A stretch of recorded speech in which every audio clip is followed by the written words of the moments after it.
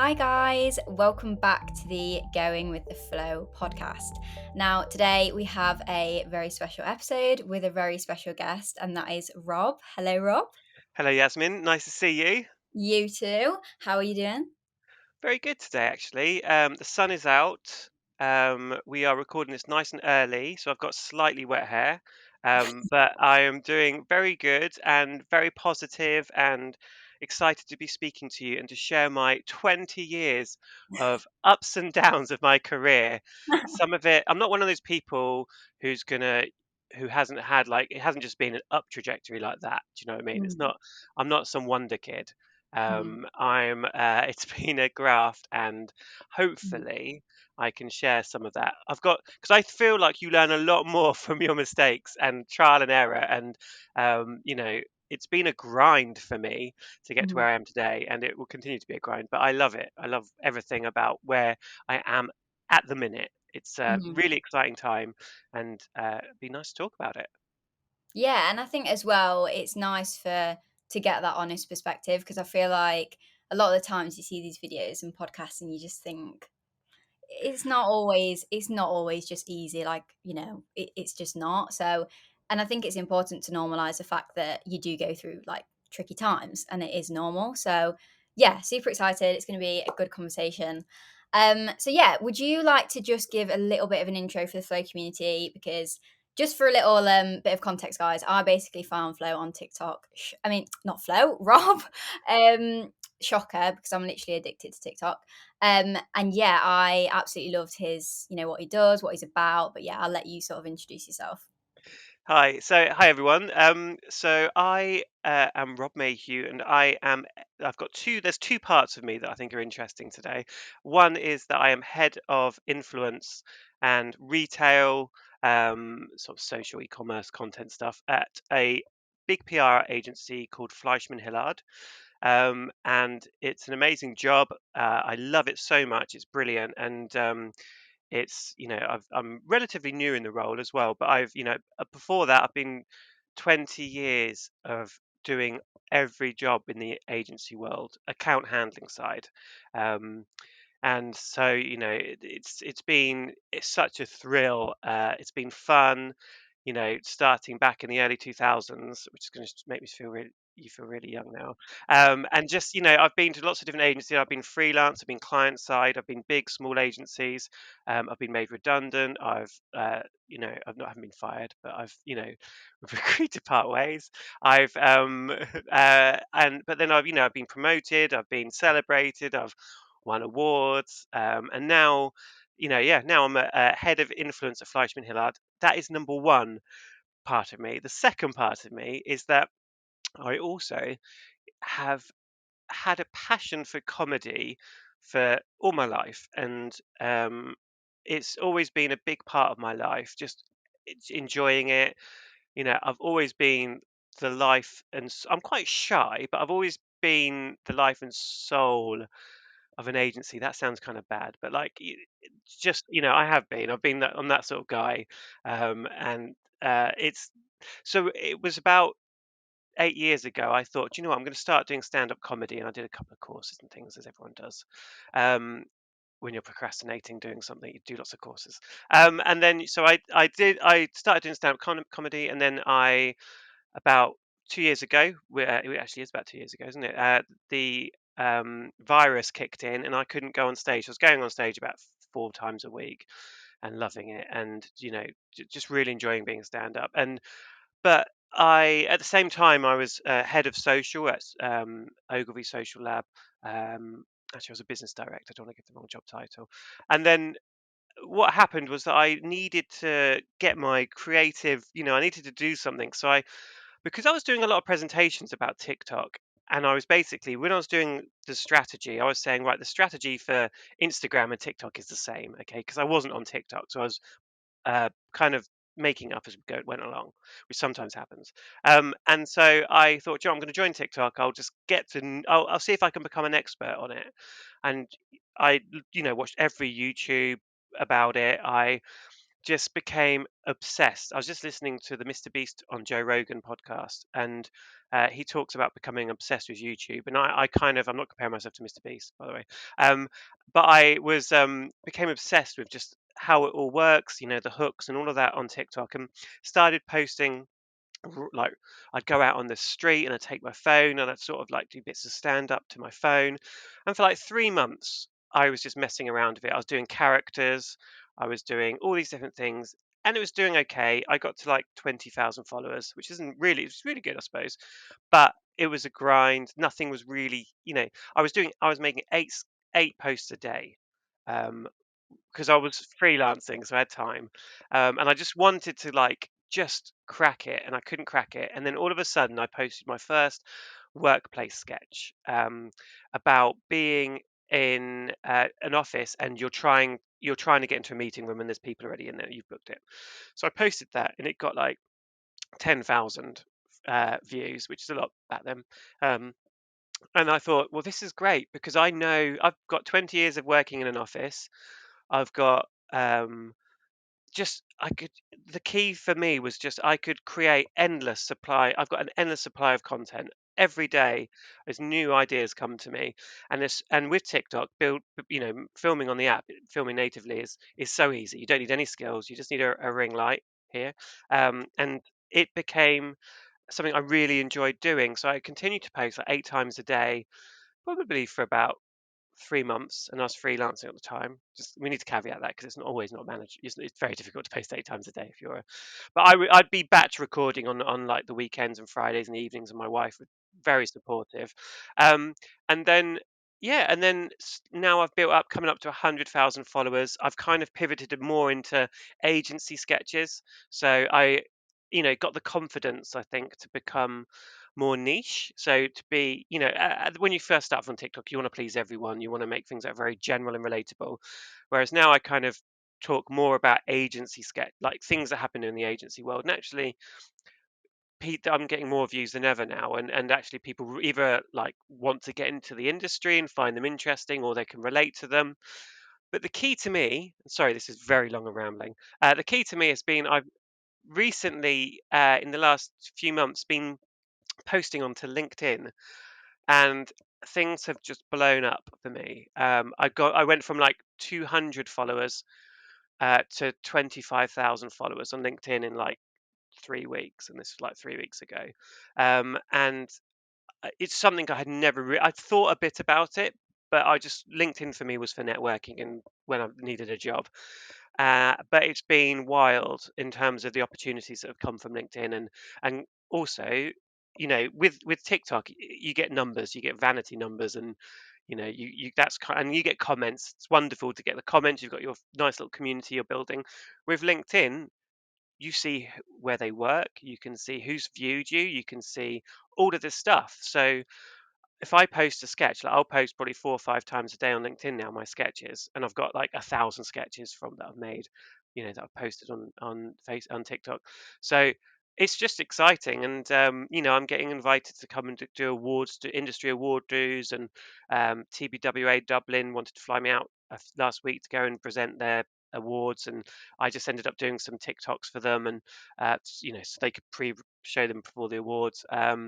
And just there's so many exciting opportunities coming from it that I and just paid ads and things that I didn't get into this to make money particularly. I got into it to do comedy, but what's really good is that my job is head of influence and social media, so I'm always writing strategies for TikTok and all of that. So it's just all comes together in a really nice way because I'm working with influencers. At the same time, I'm getting sent stuff and agreeing things for myself.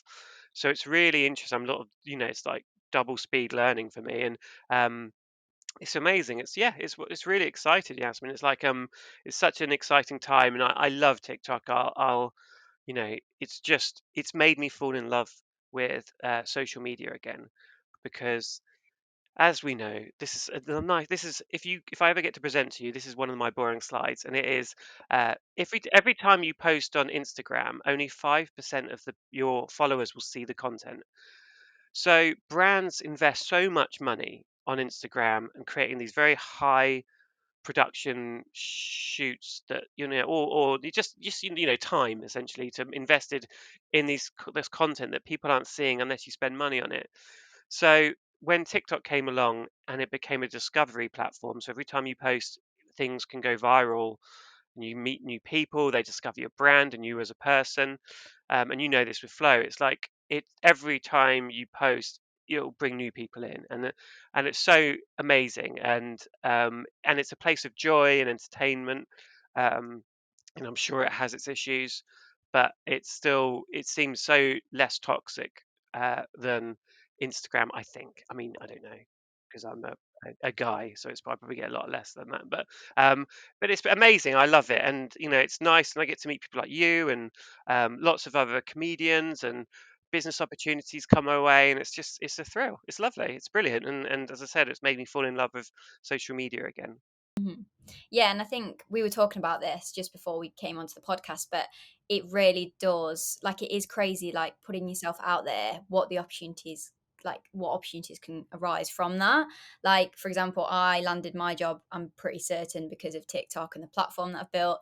As you say, like, going on to LinkedIn and building, like, just being able to connect with different people, it's just insane. And I think, yeah, and it's actually really funny because I was in a call with my at work the other day, and my director put in your TikTok about timesheets, and she was like, "Make sure to do your timesheets," and I was like, "Hey, up, is that Rob?" I was like, "He's on my podcast next week." It's so funny that keeps happening. I keep I yeah, because the industry's it's not small. There's like 40,000 people who work in, I don't know, actually more than that, more than 40,000. Made the number up then, so don't use that. But like, there's a lot of people that work in industry. So Yeah. work where I work at Fleischman Hillard. Like, we've got lots of sister agencies, and Mhm. they're always sharing my content. I love it. I mean, it's amazing. It's not. I never thought that would happen in my wildest Yeah. dreams. Like, it's um, it's lovely, and I'm so glad that I was careful with some of the content.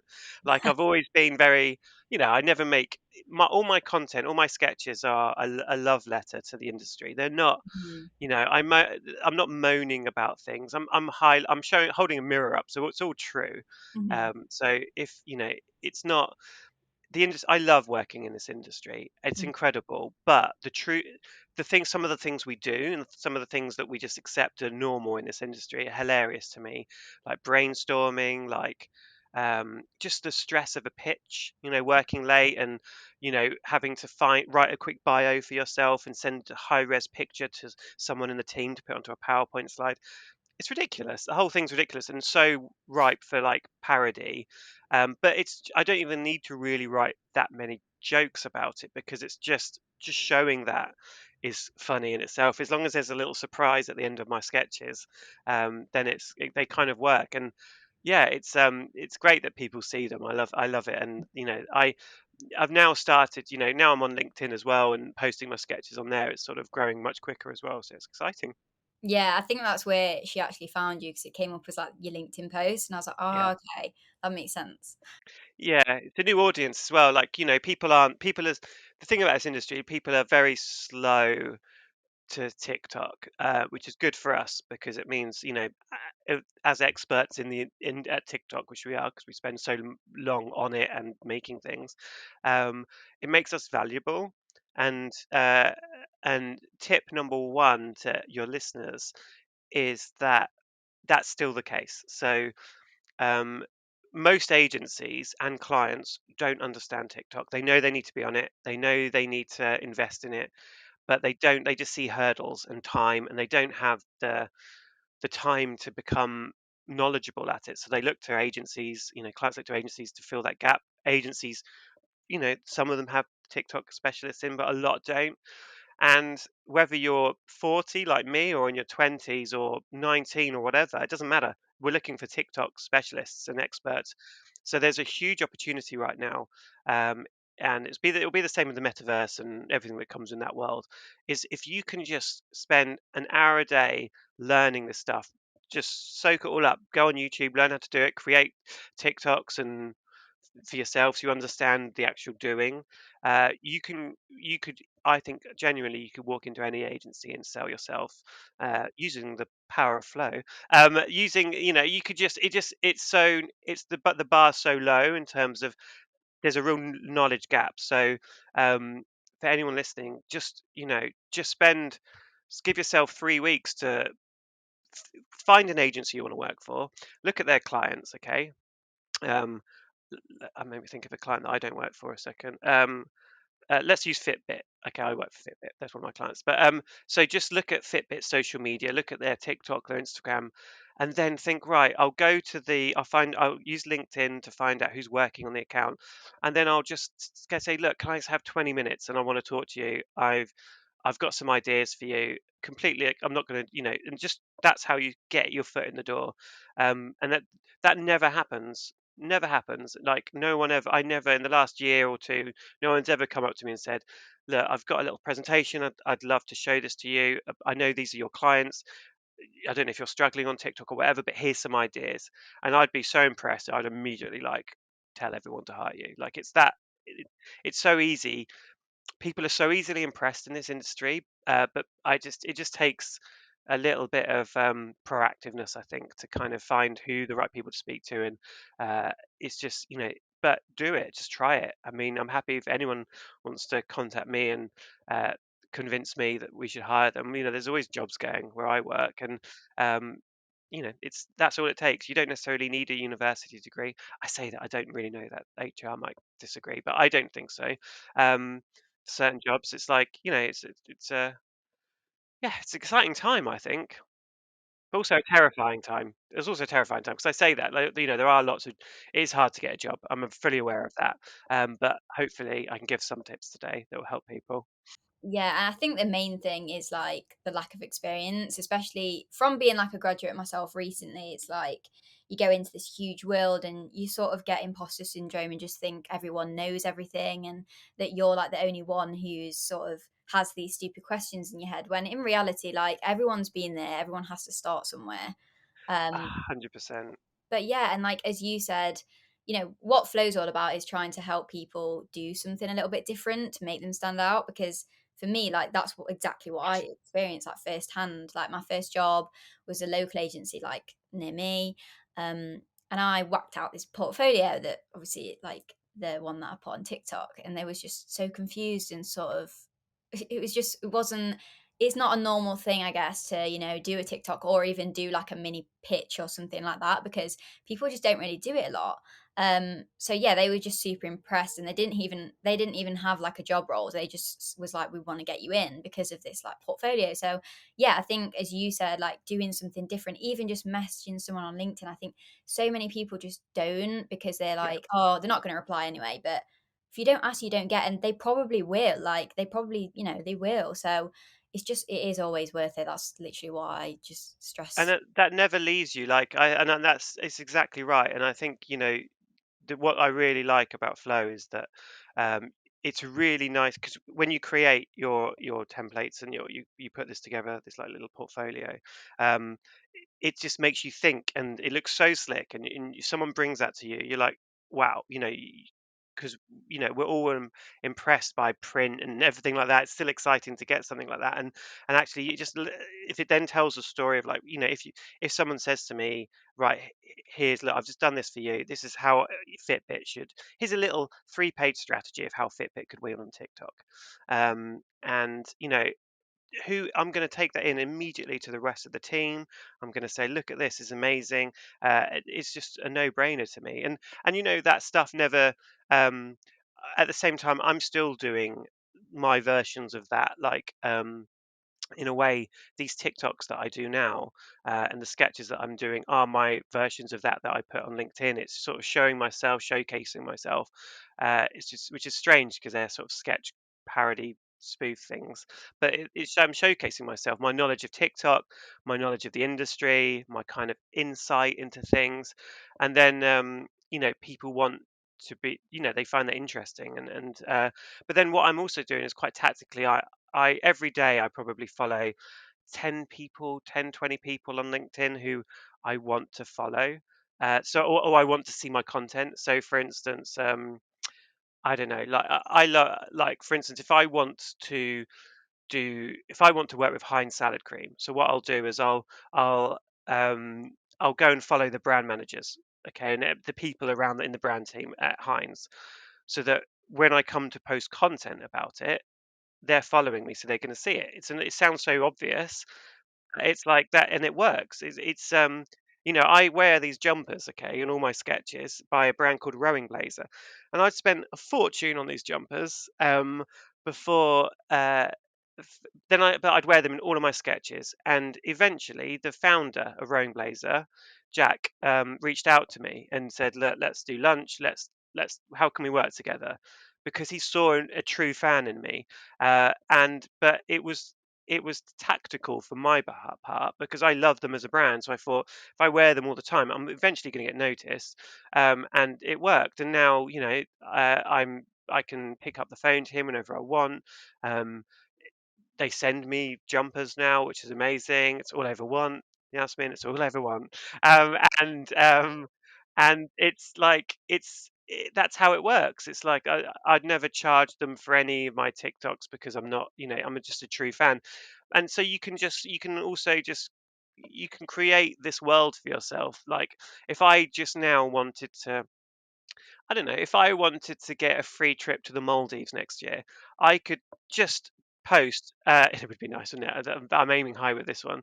I could create, I could spend a month just posting about the Maldives, or something like that, and or find a way, and then maybe eventually someone would go, oh, "We run a thing in the Maldives, come and down." Like it's, I mean, that's wild idea, but like you can very much pivot, like you can create. I'm learning all this all the time with that, with this stuff, and you never stop learning it. It's exciting. I've been doing this for 20 years now in this industry, and it's like it's still exciting because there's new avenues like with the metaverse coming. No one understands it. So if you can understand it over the next few years, it's going to be like when Facebook first launched. Which I remember no one knew it. People were charging a fortune for their expertise, and it's exciting. It's a great time to be in the industry when those things hit because we both work in PR. So it's like we know, you know, all brands need to want to be doing that stuff. So the sooner you can understand it, the more opportunities you have. Yeah. And it is an incredible platform for that reason. Like it's interesting that you say about the jumpers and everything because like one of my like goals, maybe not for this year, it might be a bit unrealistic, but is to do like a collaboration with either Canva or Adobe. And I'm like, right, how can I get noticed? And it is a case of like connecting with people and making sure that you're like trickling in that content that Do does you notice. follow Do you follow on LinkedIn the team that over at Adobe and Canva?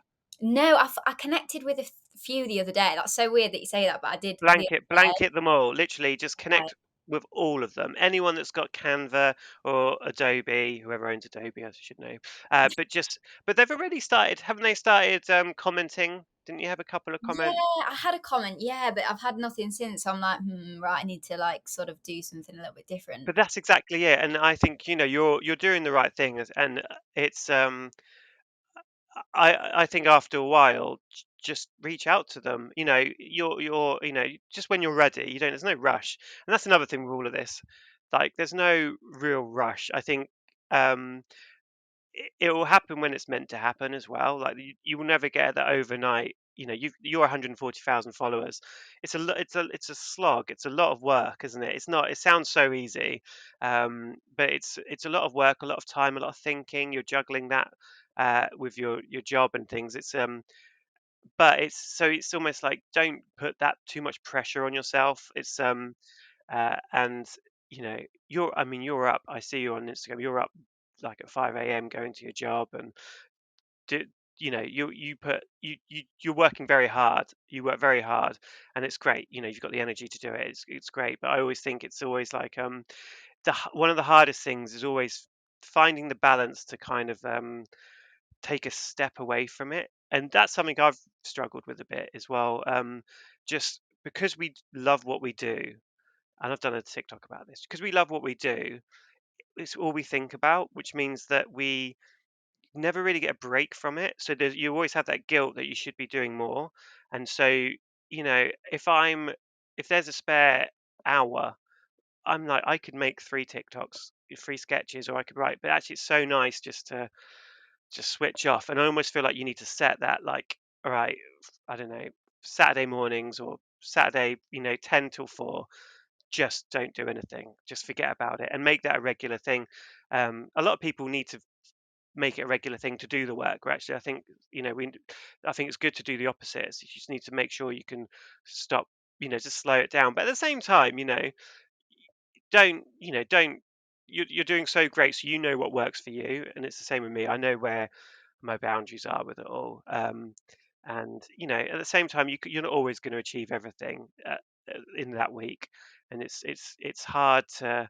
Um, I think sometimes the problems with making lists is that you won't get stuff done. And one of the best pieces of advice is this amazing lady who you should follow actually on LinkedIn, called Sedge Beswick. She runs Scene Connects, which is an amazing influencer agency. And she said, if you can do it in 5 minutes, do it now.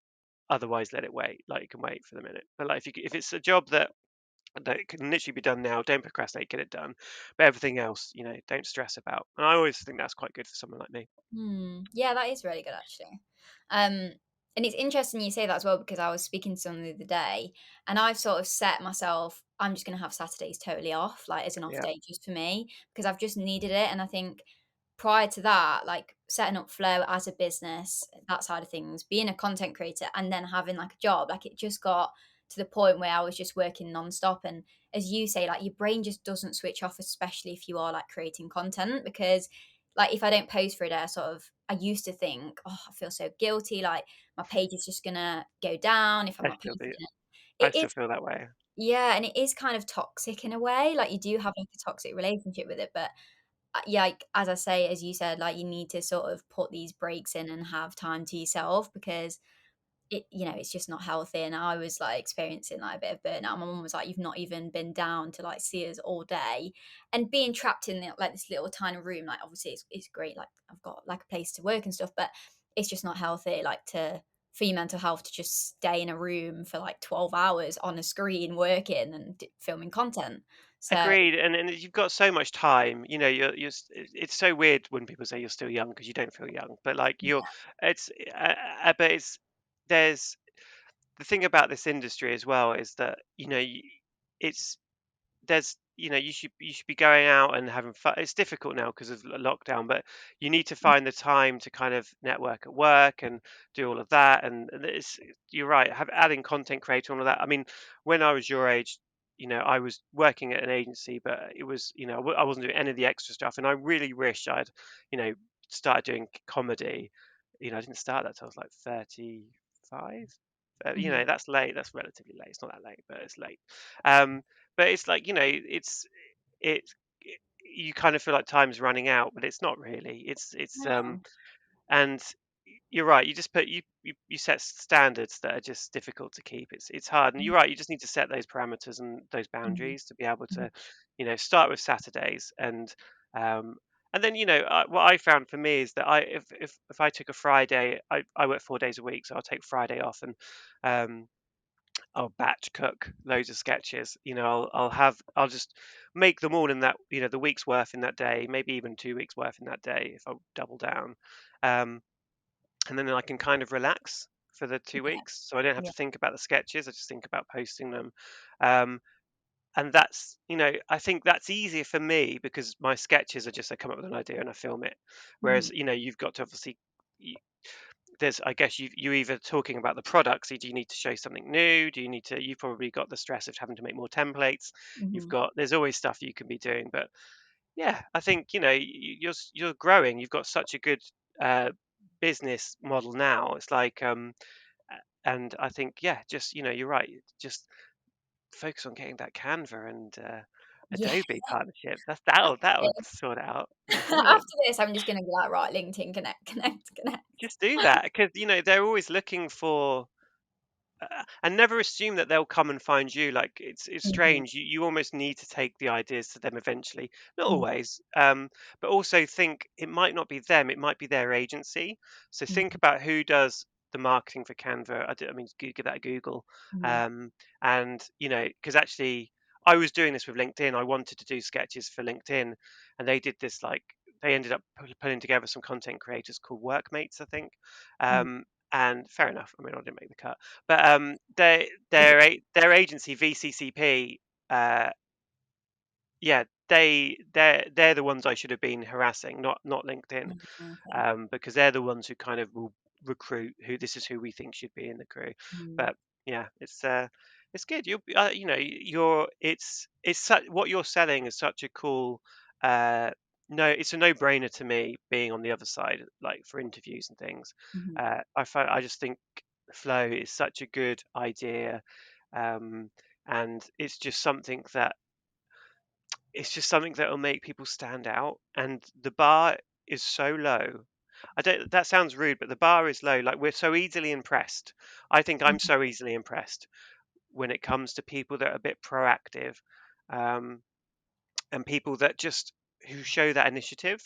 And I Mhm. think flow kind of is that for me. It just shows, like, if you like you say, to pick Krispy Kreme, pick a Fitbit, bring that to me and say, look, Mhm. this is what you should be doing on TikTok. Or, if you were to do an NFT, this is what it could mean for Krispy Mhm. Kreme. Yeah. And that to me is like, that's exciting. No one does that. Not had one, Mhm. so that'd be good. Anyone wants to do that, please bring it to me. Send it Rob's way. Um, Exactly. Yeah, and I think sometimes, like initially when I was starting Flow, I was a bit like, oh, I don't want to give the wrong message, but and say, a portfolio is going to land you a job because obviously there is a case where it might not. But I think even because there's like a huge market for templates now, like digital resources and stuff. But like just from being a graduate and sort of experiencing it myself, I think what I wanted to make sure with these templates is like it actually from like working in an agency doing a pitch deck, that's something that I didn't learn at university. So Yeah. like I wanted to like actually help people like if you might not use it to get a job or it might not, it might not. I mean, hopefully it will. Um but also to like help you understand what it's like to pitch a campaign, Yeah. concept, whatever, and to help you actually learn those skills as well as having this like great resource to use. Yeah, that's great, and you're right. It's the structure of those things and the storytelling. I'm always like learning that when I'm writing pitch decks. It's you're telling a story with the pitch, Mhm. and you do that with the headlines. You do that. It's like with TikTok, really. You do it with the headlines. You do it with the, less is more with words, but it's the visuals. And you're right. That's such a good skill to have.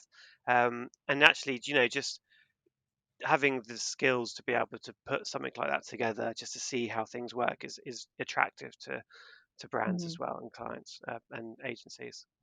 Um, so yeah, it's super like interesting to get your perspective on it because obviously you have worked in the industry for like a long time. So, just going back to that then. So let's just rewind. How did you like originally get into the industry? What made you think, right, this is a career path for me? And yeah, where did it all sort of start?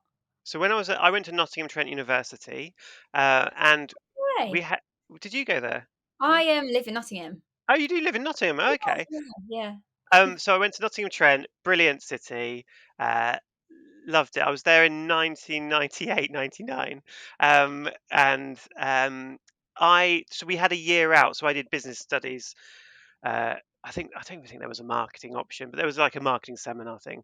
yeah. And then we had a year out, and everyone else went to like Boots and Yeah. GSK and all these big kind of proper businesses, Mhm. and I couldn't get a job. And I was like, well, where am I going to go for my year out, my placement? And then there was like an agency called Team LGM, based in Marylebone, and they were hired. They basically were like, "We'll have him." So I went there, and my mind.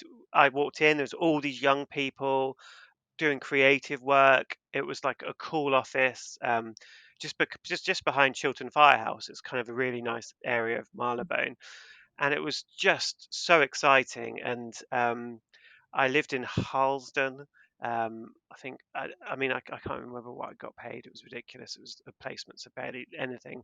But Mhm. it was amazing. I got bitten by the bug, and I then finished my degree, got like a 2-1, and then tried to get a job in an agency. Didn't really know where to look. I didn't know. You still, even though there were some people I met, but I still didn't know what. I was so junior. Um, and I ended up working in sales, a sales, I think it was like Institute of Mechanical Engineering sales job or something. It's quite good at it actually. But I was there for like 6 months, and then there was an agency called BD Network, still going now. They're based in the T Building in Shoreditch, and yeah, I went there as an account exec, and I stayed there for about 5 years.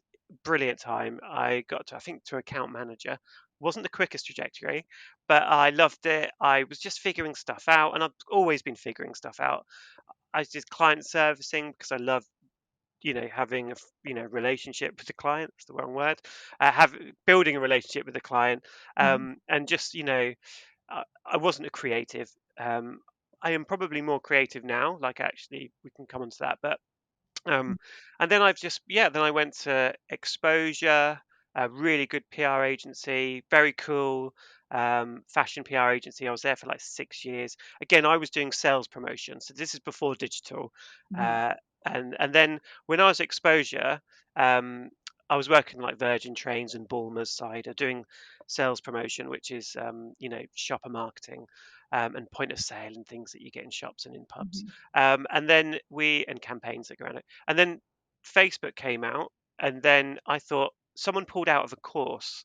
So one of the big bosses pulled out. They were going to go on a digital marketing course. I then went on that course, did really well, um, and then moved into the digital department and started founding that. We found me and this other guy Seb started this digital department Exposure, and then I moved into social, and that must have been like 10, 15 years ago. I have absolutely no idea when it was, but a long time ago. Could even be Mhm. like 20 years. No, 10, 15 years. It may be 10 years ago. Mhm. And then, yeah, and then I've sort of been heading up in sort of senior management roles for like 8 years, I'd say. Mhm. I worked at Ogilvy Social Lab. I went client side for a bit, worked at Tom Dixon and Lacoste. I enjoyed that. It was good to be the other side of the table because the, the key for what I worked at is the key for an agency is you've got to make the client look good. That's all the Mhm. client wants. Make me look good. So that's what I learned about being a client is that they just want to look good to their bosses, to their team, with budgets, timings, all of that.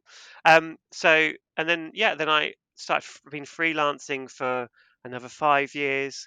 Just kind of a bit lost as well, I think, just going to different agencies and uh, not really settling in anywhere, Mhm. and sort of not losing my way, but just kind of not wasn't I wasn't standing out. I was a good account handler and like good, I was probably a good sort of senior client role, but nothing special. And then sort of the last 4 or 5 years, just finding my feet again in social and falling back in love with it and just being just I was never the smartest person in the room, never have been until Mhm. now.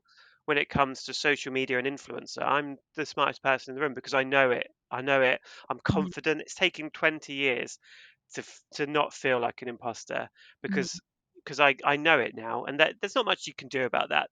You kind of with age you just kind of just get more confident, I think, and Yeah. eventually you suddenly realize, like I still sometimes feel like I'm a junior account exec, and then I suddenly realize, oh, everyone's looking at me in this meeting because I'm the most senior person here. And then you suddenly realize, actually, I do know what I'm doing. I've learned so much from all my mistakes. I've learned from campaigns that have gone good, bad, all of that. And I can bring all of that experience into the job. And, my instinct's quite good. And I'm always, I know which influencers will work for different brands. I know how to write a social media strategy. I didn't for many years, but I pretended I did and I wrote them, and you suddenly realize that actually you do know because you use social media a Mhm. lot. So actually you just need to find the way of structuring it like you're talking about. Mhm. And then, now it's what I do. It's brilliant. I love it. And now at Fleischmann, it's a great agency. Um, they're, you know, what I can bring to an agency like that. They're a traditional PR agency. I work in the consumer team, and they've got some incredible clients like Fitbit, Krispy Kreme, Iceland Air. Unilever, so they've got some really good brands and clients, and what I can bring to it is not a PR perspective. I don't. They talk about media and stuff all the time, and press. I don't know what you're talking about, but I can bring my social media agency, influencer, social lens to the table, and Mhm. it just makes me stand out, and that's actually what's worked really well for me. Whereas if I went to a bigger agency where there's going to be 30 Rob Mayhews there. Whereas where I work at Fleischmann, there's only one, there's only me, and so actually I can really make a difference, and that's an interesting approach, I think, to a career. Like you can get your skill set up and then go and work at a startup, go and work at a an agency like a PR agency. If you come from or you don't have experience, they're always looking for people that don't have the traditional PR experience because I think that's how you create braver work because you're doing more unique stuff because it's not Mhm. all the same stuff Mhm. essentially. So that's my career. Um, yeah, I mean, it's so like insightful for me because I'm obviously only 22 and I'm at the very like start of my journey. So it's kind of like, and it's well, obviously you've like worked for so many agencies and stuff. So yeah, it's incredible to hear like your journey and also reassuring to hear that like it's not that easy and you will get times where you just don't have a clue what you're doing and also, like, the winging it sort of thing, like, I forgot Yeah, what you said, but about the social strategy, like, you didn't know what you was doing, and that is hilarious because I only just started, like, my role, like, in the past month, and that jumped from, like, a local startup to, like, a huge corporate London. I've never been like, worked in yeah, anything like this, so I walked in and I was just like, "I'm so out of my depth here," and imposter syndrome obviously naturally kicks in, yeah. and, yeah, it's just great to hear that from you because I think Everyone is out of their depth all at all Mhm, times. And then so my the thing about that is you're you're gonna some of the every single job I've had, I've taken stuff from it. mhm, And there's been some that have been great and I've really enjoyed it, but the job wasn't right for me. mhm, You're gonna go to different places. And I always I just find I'm just one. I like going to different places and working at different things. It doesn't always look great on your CV if you spend, but that's what freelancing can help with. But mhm, you kind of and you get to figure out what you want to do because as I promise you, like you might you're still at the stage now where you could end up being a planner. You could mhm, work at, you could be, you could start your own, outside of flow. You could start your own agency. You could do. mhm, There's so much. Who knows? But like, there's no stress. You're still learning, and the key there is, like you said, it's asking questions. mhm. There's nothing where okay, my big tip for people when they start a new job, always have a pen and paper on you at all times. There's nothing worse when you're briefing someone and they don't write things down. So Mhm, and just write everything down. If you write everything down, you'll understand what you need to do. And then the second tip is ask questions. I'm always doing that. I'm like, I don't understand what you want me to do. Because there's nothing worse, and I did it for years, is I don't really know what they want. So I'll go away and I'll have a go and it'll be wrong. You show it to your mhm, boss and they're like, well, what's this? It's because I didn't ask the questions. They're probably not being clear enough. And so the key is like just ask questions so you and repeat it back to them. Is this what you want me to do? Because and that has never left me because that actually is the key to kind of makes my job a lot easier now because once you know what you're doing, you can go off and do it. But if you don't understand what you need to do or what they want, and that's the same with clients when they brief you, they don't often know what they want. So you need mhm, to ask them what's the problem? What is it you're trying to fix? What do you need that will make you look good? Do you need like why do we need to do this in 2 weeks? mhm. What meeting have you got in 2 weeks that Yeah. we need to do this for? Because there's a reason. The clients are human and there's a reason for everything. So it's like just interrogate everything. Yeah. Um, and that's you can't go wrong if you do that. Mhm. And it's Yeah. okay to look stupid. It's okay to not understand things. I'm always saying that. If I don't understand Mhm, things, I'm like, I don't know PR. Traditional PR, I have still no idea. And to be honest, quite frankly, I don't. Do I need to learn that now? Like, I've got gaps. Let's hire someone who can fill the gaps around mhm, me. I'm mhm, good at these things. And even now, part of me, back of my head's thinking, I'm really good at TikTok. Okay. mhm, I'm head of influence, which is great. It does use that skill set. But is it using that skill set enough?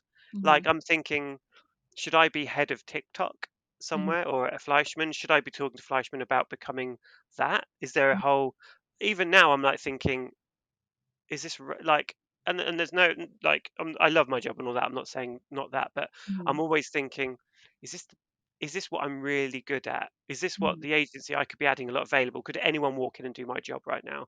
I'm mhm, always thinking that, and that just comes with time and experience. mhm. And I think as well, a lot of like graduates and students and anyone, just and I mean anyone really at any given time, like you do get those stints where you're just like, is this what I'm good at? Like, and it's difficult, especially when you're starting out, because I mean, I've only had technically a year and a couple of months experience like in the industry. That's it. Yeah, So and that's only been really working with digital and social media, and then obviously like now like more account management. But it is like you really do need to just try as much as you can to like figure Yeah, it out, because I still like every day I'm like, even with flow and stuff, it's like, what am I doing? Like, like, is this the right thing that I want to do? Like, yeah. it can be a lot, And do you but know what? One of the things that you just need to bring at that level, I always think, is enthusiasm. mhm, Enthusiasm and questions, like just bring that to a meeting, because you're not meant to have all the answers. mhm, And just, try different things. I think at that level as well, your level, like just stay, try and stay in a job a year. If mhm, unless it's horrible and you hate it, get out of there. But mhm, because you just figure stuff out, and even some of the jobs that I've hated. Um, there's still stuff that I've taken from them, and often mhm, it's the wrong time for you. Like this, but you just got to go and make these mistakes and go and mhm, try different things, try different jobs, because eventually, you know, you'll find your home, you'll find the right place to be. And there's mhm, so many agencies out there, and there's so many, especially like middle management.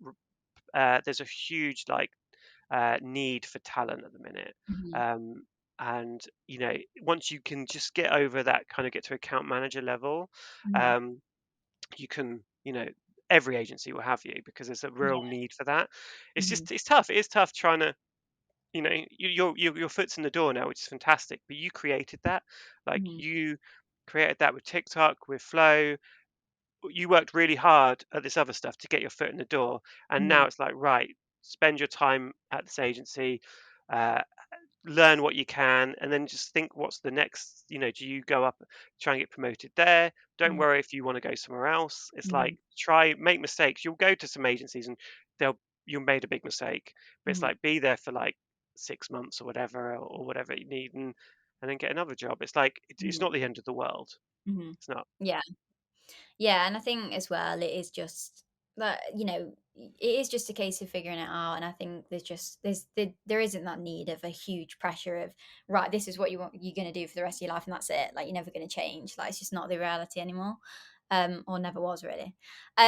But yeah, like obviously hearing about your journey sort of progressing up the ladder, I guess. Like, what, from your perspective, how was that for you? And did you find it difficult to like get to the position where you are now? And also, like, what advice would you give for, someone maybe looking to progress in like their role? Yeah, I did find it difficult. I think I'm not, you get, I've worked with them. I will always work with them. It's those people who are just incredible at their job, okay, Mhm, who just work so hard.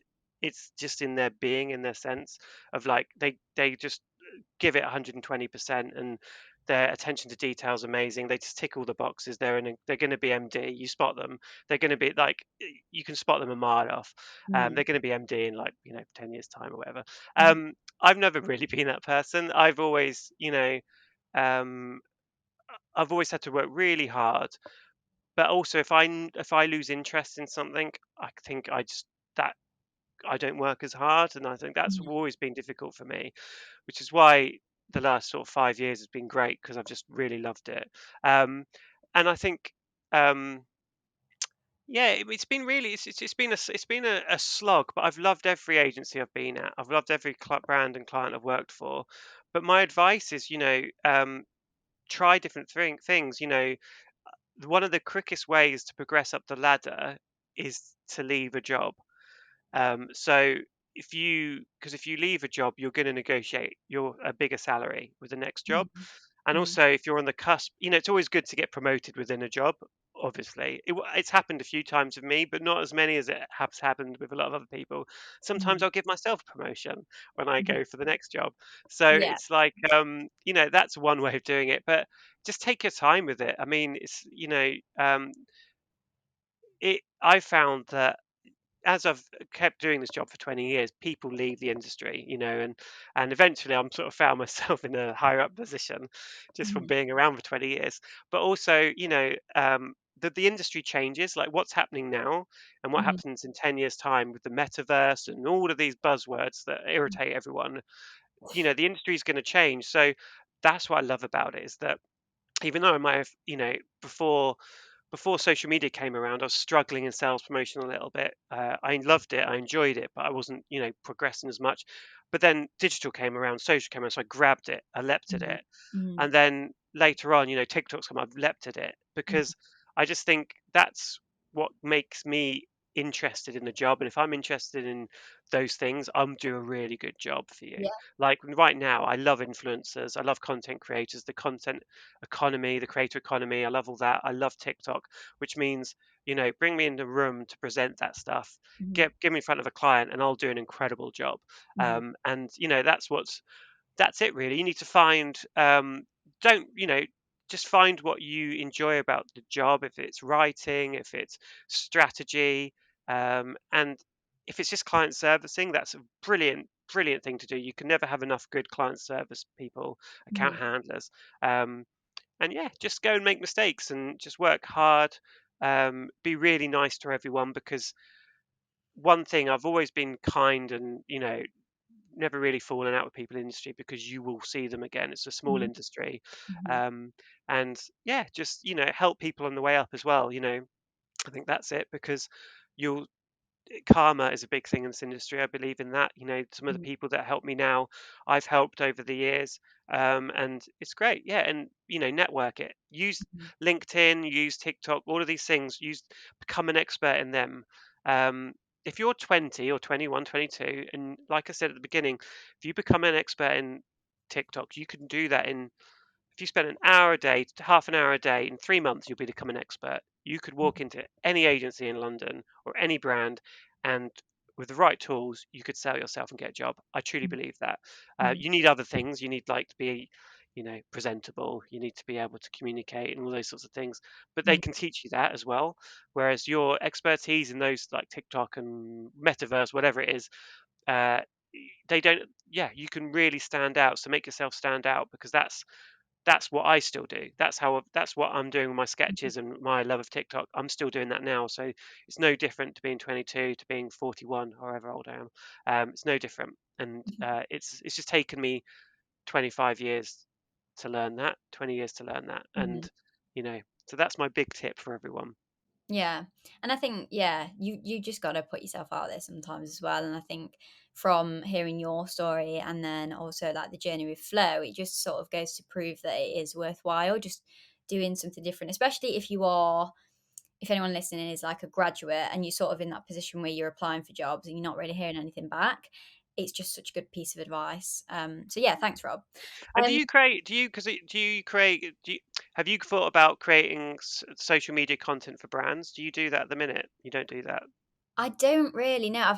It's weird actually because weird that you mentioned that because I did actually have a brand message me yesterday and it was like, "Oh, Mm. would you be interested in doing social media?" But it's just something that I've not done like ever freelance. So I don't it's one of those where I'm like, I don't know if If I'd you can use, you can create, you've obviously got the skills, the design skills, you've got the Mhm, client servicing skills, mhm, you've got, you understand the platforms, and an in-house part, they'd bite your arm off, wouldn't they, to mhm. hire your skill set.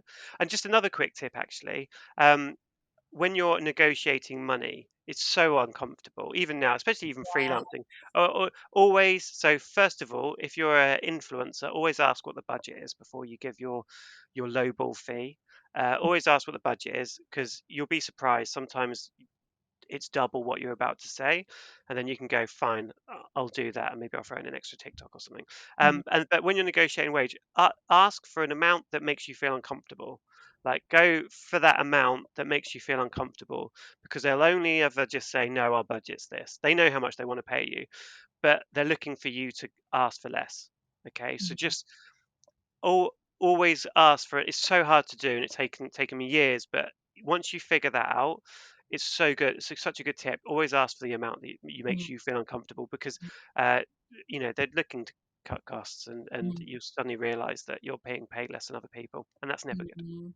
Yeah, that's an interesting one to bring up actually, because it's just one of those topics that's not spoken about, and Exactly. especially it's so taboo. Like, and I remember in my first job, I'm not bothered, but yeah, I was like underpaid for what I was doing basically. And Yeah. I remember it wasn't until a couple of weeks I'd handed my notes in at this point, so I wasn't really bothered. And I asked my work colleague, I was like, "Oh, just out of interest, like, what what are you?" Because we were close at this point. It wasn't like, Yeah, yeah. and I remember just her telling me, and my face dropped, and I was like, "Are you joking?" Like, and it's difficult because you are, especially when you're new to the industry, you just don't know, and you sort of. I was like desperate for the job at the time, because I just wanted to That'll get. never leave you though. That'll never leave you. Like you'll Mm, always have that going into interviews and things. And there's, mm, you're because you're looking for a job if you're not happy in a job, so they take advantage of that sometimes. But I mhm, think yeah, just you just need to ask for that uncomfortable, or ask them what do you want to pay, and put yeah, that throw it back to them because actually I always think that's like, come on, you know what you want to pay, or yeah, like, how much was the last person on? mm, Just mhm, ask that question. They can only say we're not going to tell you. You yeah, don't look bad, but it's that'll never leave you. And it is tough. It is really difficult. yeah. Um, yeah, it's a hard one. Yeah. And going on to sort of secrets in the industry, like PR, because I know he's talking about influencer budgeting and everything like that, because that is difficult as well. I've seen a lot of people on TikTok. It's difficult because you see a lot of videos and it's like, I charge this amount. And it's so difficult because I think, do you though? Because I don't know. It's hard because it depends on like the creator, and you see that often, not fake videos, but people just trying to get views on TikTok and Yeah. saying things just to get views. So I think it does confuse people sometimes as well. But yeah, it definitely is difficult to sort of know what to price yourself at. Always ask the budget. Always ask the budget, Mhm. and then you can start from there. Because Mhm. actually, that's kind of how you find your worth in a way. And also, just say no. Because here's a top tip: they've chosen you. So you've made, they've gone through, they've chosen you, and they want you. They're probably running out of time. They've got this campaign that goes live on Monday, and Mhm. they need this bit of content. Uh, I whenever I say no, they every single time they've come back to me and met um, my expectations with money Mhm. every single time. And it's nice to have the luxury to be able to say no, but also, you deserve more. You suddenly realize you've got it. The first few you get offered, you're just going to take it, and or you like the brand or whatever, and you get maybe some freebies. But Mhm. never, I don't think, ever take anything that's like, oh, here's 200 quid, unless you really want it. Like, you should be, I think, okay, you should be charging, more than 500 quid. It should be way more than that. I mean, I'm not going to say what because even, I should tell you what I charge, but I don't want to upset some people who maybe have charged them even more. But like, just, yeah, highball them, and then they'll negotiate it down. They'll say, actually, we've only got 800 quid. Yeah. And then you go, I'll tell you what, why don't I make you two for Mhm. 800 quid? Rather than you selling yourself one for four. Oh, sorry, Mhm. that doesn't make sense. But like, you know, Yeah. if you get money you're really happy with, then you might throw in a little extra some bit of content, which Mhm. they'll really appreciate. So Mhm. again, it's making them look good, which is kind of what I Mhm. came talked about earlier. And so, yeah, it is hard though, and it's if anyone wants to DM me on LinkedIn, I can give them advice on that, on negotiating their Mhm. rates and stuff for influencer stuff, because it's really about who your audience is and what Mhm. they're asking you to do, how much time is it going to take as Yeah. well. If you want Mhm. me to go and film something in town picking up some food, then that's going to cost me more than doing it in my bedroom, basically. Yeah. And I think it's I know you talked about this previously, but having both perspectives, like from being a creator and obviously you work an influencer. So like, and that's the same with me now, obviously being able to have sort of both when you do get a brand reach out to you, you sort of know because you're doing the same with your role. So it is Yeah. quite interesting to have the two. And I think that's obviously a luxury that not a lot of creators probably have.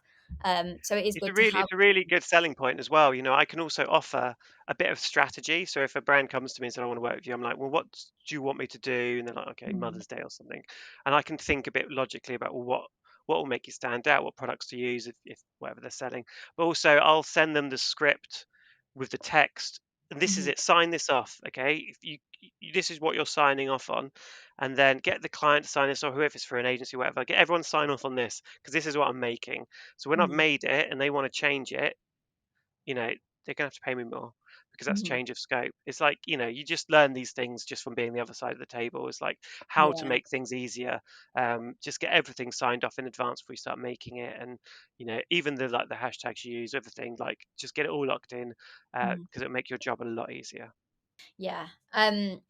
And so for anyone listening who maybe is looking at PR or influence marketing as an Mm. actual career, what would you say? Like, is there any sort of key skills? Is there anything that you would like pieces of advice that you'd give to people who maybe just really want to get into the industry or learn more about it, or ways that they can like, I don't know, Yes. skills? So from a sort of social, I take it from like more of a social angle. I think social Mm, media angle. So I think you need to make yourself. You don't necessarily need experience. You need, which is always helpful because it allows people to understand what you can deal with certain things. But you need to show what you can add to the team. So, like I said, if you can bring to me that you can use Canva or something to create content, or you can, you can write. Let's Rob. Hi, Rob. I don't know you, but I know you've got Krispy Kreme as a client. I've made a content calendar for June for you, to show you that can come up with 20 ideas for social media. I'm like, that's brilliant. Then you can be a community manager. Like, mhm, show me what you can do, mhm, and just like I said, the bar's low. Like my, I'm so easily impressed. Just show me what you can do.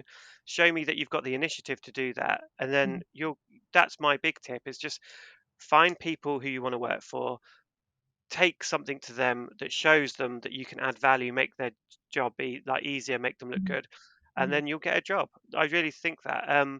And then if you want to become an influencer, or work in influencing, is two different things. If you want to become an influencer, like I said, just think about where you want to be. So, do you want to get free holidays? Do you want to get free jumpers? Do you want to create a business or whatever? Do you want to create cool content? Start there and then just create content you love. You need to be able to love making the content, and it needs to be easy to make. mhm, Um, because if it's easy to make, you can make every day it won't be a chore. If it mhm. becomes a chore, then more than likely you'll just run out of love for it, because then Yeah. you'll just, it becomes a bit of a grind. And it's okay to grind. It's not always, it's a job. Like when I do my sketches, I treat it as a job. It's hard work. Like I don't jump out of bed and go, oh, let's make some fun sketches every day. I'm like, I've got to make 5 sketches for next week. Mhm, What are they, Rob? And sometimes I'm just not in the mood. mhm, Um, and so, you've got to treat it as a job and be consistent, work hard at it. Um, and like I said, if you want to then work in influencer marketing, understand why you follow certain people, understand what makes them influencers, why, you know, what type of content you respond to, because we're all consume this stuff, and actually that's all you bring as your own insight. So just understand that you need to understand about contracts, you need to understand about um, strategy of how we select these people. We need to understand about all this stuff, and the best way to learn that, if you're just straight out of uni, reach out to someone like Sedge Beswick, who I mentioned earlier. mhm, Follow her. Follow There's an agency called Movers and Shakers. Follow them. Based in New York and LA. Reach out to me and say, Rob, how just can I have half an hour? Can we have a chat, have a coffee, Zoom or whatever? And I'll happily do that. I've done it many times, and I can give you the download of like how to do a contract, how, like, all of that stuff. Just network. Don't just mhm, ask questions, and that's what I would suggest you do. mhm, And then you'll pick it up. You'll get a job. I mhm, say no problem. It's hard, but that's you. If you do 30 minutes a day for yourself, like reaching out to people on LinkedIn, doing different things, then you'll by the end of the 3 months you'll be an expert at something. You'll mhm. understand something. So that's what I think is the best tip. Yeah, and I think there's so much you can be doing, like whether that's spending time on LinkedIn connecting with people, having, as you say, like jumping on a Zoom with someone who's worked in the industry, or making content. Like there's loads you can do, or even just making sure your CV's like good enough. Oh Uh, God, yeah, that's another thing, isn't it? I forget about CVs and stuff. Yeah, yeah. exactly. Yeah, just spend time on that, and Yeah, and you'll be fine if you want it hard enough. You'll find a way in. And there's so Mhm, many jobs out there. Don't be intimidated. These people that you see with their names on LinkedIn, they're just human beings. So mhm, appeal to their humanity. Everyone loves to talk about themselves. Um, so if I say, look, I'd love to hear about how you got into, like, just message them. I'd love to hear about how you got into the industry. I'd love 20 minutes to just ask you some questions and to hear about how you got your first job. People love to talk about that stuff. So just, mhm, aim high, and then, yeah, just that's how you network. And it just doesn't happen enough, I don't think. mhm. And if you don't ask, you don't get, guys. That's what mum always said to me. Exactly. Exactly. Agreed. Shoot your Exactly. shot. That's what it is. But yeah, I won't keep you too long because All it right. has gone over an hour, which I just yeah, we're rambling away. But yeah, just going back. So obviously we've talked about the industry and like you gave so much advice to people, which is great for the flow community. But like going back to the TikTok then and like your comedy sketches because that's obviously like the other part to like your journey. Yeah. Um, what like made you? I guess we've spoken about this a little bit, but you know, I guess what fueled that fire to keep going, and what advice would you give to any creators on there that are maybe in a bit of a rut or don't really know their audience or It's anything like really hard. Yeah, that? it's one of those things, consistency. So I Mhm, remember for 3 to 6 months, and even then you'll start to get maybe 1,000 views, and then you think I've cracked it. I remember 2 Christmases ago, I was getting like 1,000 views, which was great at the time. And mhm, then Christmas Eve, the algorithm changed, and it went back down to like 100. And I mhm, just created all these amazing sketches, and it just, and they just weren't landing. It's just, but you just stick with it. The key, mhm. and I see this with comedians on it, they expect overnight success, and they'll do it for 2 months, 3 months max, and then they'll just stop, Yeah. and then they'll come back to it again in a few months. Mhm, Take a year, give yourself 6 months a year, post every day. It'll take you 3, 4 months to figure out what you want to do. It will mhm, take you another 4 months to like build up being good at that thing, and then then once you get good at that, you'll rock it to. mhm, So it's almost like tipping point. If you're undeniable, this is a quote I love and it winds my wife up because I use it all the time. Be undeniable and you'll never be denied. It's like mhm, if your content's really good, no one's watching at the start, like no one's watching, but it's good, it will be seen. Just keep mhm, making it, mhm, and keep posting. With TikTok you can never post enough every day, which is stressful, but just set boundaries as well, but like just keep posting, and mhm, you'll you'll find your people. You'll find, like, now I'm posting on LinkedIn my old sketches that had like 30 views. Like this one I posted that's had 100,000 views, 150,000 views on LinkedIn, that got probably 4,000 views on TikTok, mhm. because it's a good sketch, but people went into it. It was the wrong time of day. Who knows Mhm. what was going on with when I posted it? Yeah. Yeah. But and I just repost stuff as well. Like Mhm, if I want a quiet week, or I haven't got time, I'll get one of those apps that allows you to download your TikTok without the watermark, mhm, and I repost it, and mhm. I put the subtitles on now, which you can, and some of them blow up. Like Mhm. people don't think, oh, I saw that, and if anyone says to me, I saw that one a couple of weeks ago, I block them. Yeah, Like, yeah. oh God, yeah, you're Oh, out. You're gone. Stop it. You're too smart. Get out of here. Um, but it's, you just got to work hard at it. There's Mhm, no shortcuts really. I mean, mhm, but then at the same time, it's fun. Like I love it, and I love creating these sketches. And I've been working a bit with a guy called Peter Lydon, who's a film director, and he's done loads of cool TV shows and stuff. And we filmed a sketch. He tried to get me to do an an ad for a big proper advertising campaign, TV advertising campaign a few weeks ago, but that fell through because they wanted someone in Rome, whatever. But like the opportunities are coming my way. I'm like, now I've been invited to do. I've done some sketches for a health, a PM Society Awards show, which is on Friday. They wanted me to come down. I'm not going to go. And there's talk about me going to Cannes Festival, which is Oh, wow. exciting. I'd love to go with TikTok, so that's another Mhm, thing I'm doing. I'm pivoting. mhm, I've now last week I linked in all the people that work at Cannes so they can see my content. mhm. So I'm sort of moving my way to try and manipulate that to Yeah. happen. Um, so there's like, it's just so exciting, and Mhm, it's taken a year and a half to get here, which isn't that long really. I'm 40. mhm, I'm married, and like I should be. focusing on other stuff, but I love this and it makes me stand out. I've got 20 years experience. No, a lot of people don't have that experience and know how to use TikTok, so I can bring Mhm, something new to it. mhm, There's no excuses. It's like I but at the same time, none of it matters. It's like it's all fun. If I know I'm like you, I post I want to post every day, but I know for a fact if I didn't post for a week or two, nothing would happen. mhm, mhm. So I could, but I don't. Yeah, I don't. It still yeah, panics me. But I'd love to get into a position where I'm posting every few days. But mhm. I just couldn't let that happen just now because it makes me physically get weird thinking I wouldn't post. So Yeah, weird, isn't it?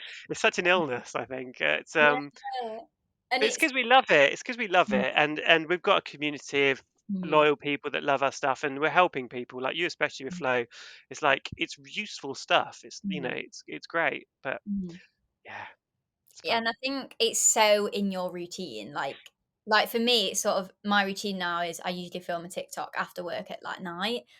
Yeah, And I'm just used to it now. Like I'll have that, and it's sort of yeah. you do just sort of get used to it, I guess. But yeah, it's important as well, guys, just as a note to add on to what Rob said.